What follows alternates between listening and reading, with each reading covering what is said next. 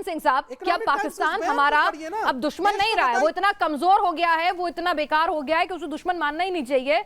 उसका तो सिर्फ दुश्मन की तरह से बीजेपी इस्तेमाल कर रही है, राजनीतिक दुश्मन रह गया अब वो।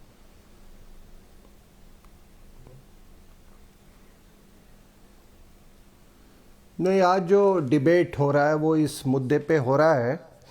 मैं इससे चुनावी प्रक्रिया से मुझे बिल्कुल अलग रखिए।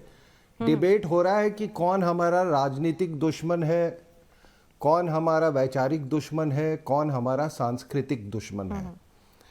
तो आपको बता दूं कि ठीक है, चीन के बाद में आऊँगा। ये 7 अक्टूबर 1950 को चाइना के पीएलए ने इन्वेड किया था तिब्बत को। लेकिन उसके पहले आपको मालूम है, उसके 2 साल पहले तो कहीं चीन था ही नहीं तिब्बत में। तो सारा कुछ तो हो ही चुका था उस समय। डायरेक्ट एक्शन डे हुआ था कलकत्ता में, 4000 लोग मारे गए थे। जो मारने वाले थे वो तो हिंदुस्तान में ही रह गए, जिन्होंने कत्लेआम किया था। उसके बाद आपने देखा कि जिन्ना ने उसके बाद किस तरह से पाकिस्तान बनाया और सारी, और उसके बाद 26 अक्टूबर 47 को आपको इन्वेजन हुआ पाकिस्तान का इंडिया में। इस दौरान में अभी पीएलए वहाँ नहीं, चाइना था ही नहीं, वो नहीं था।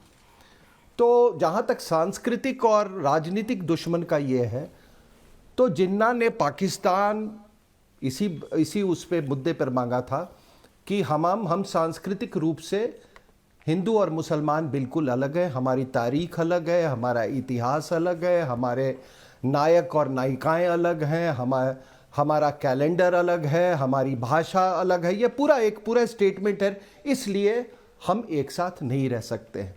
तो हम तो ऐसा नहीं मानते। जो मानने वाले थे वो पाकिस्तान बना लेंगे, लेकिन तिब्बत से हमारा तो ये सांस्कृतिक दुश्मनी उन्होंने पैदा की थी, जो वहां के पाकिस्तान वाले थे, और आज तक चल रही है। चीन हमारा कभी सांस्कृतिक दुश्मन नहीं रहा है। हमारा पीएलए हमारा सांस्कृतिक दुश्मन है। हमारा जो कम्युनिस्ट चाइना है वो हमारा वो हमारे राजनीतिक दुश्मन है। तो इस चीज को आप लोग इसको समझ ले कि हमारा सांस्कृतिक दुश्मन पाकिस्तान है, और जो पॉलिटिकल जो हमारा दुश्मन है वो है। कल को व्यवस्था बदल जाती है चीन में, हो सकता है उनका अंदाज कुछ और होगा।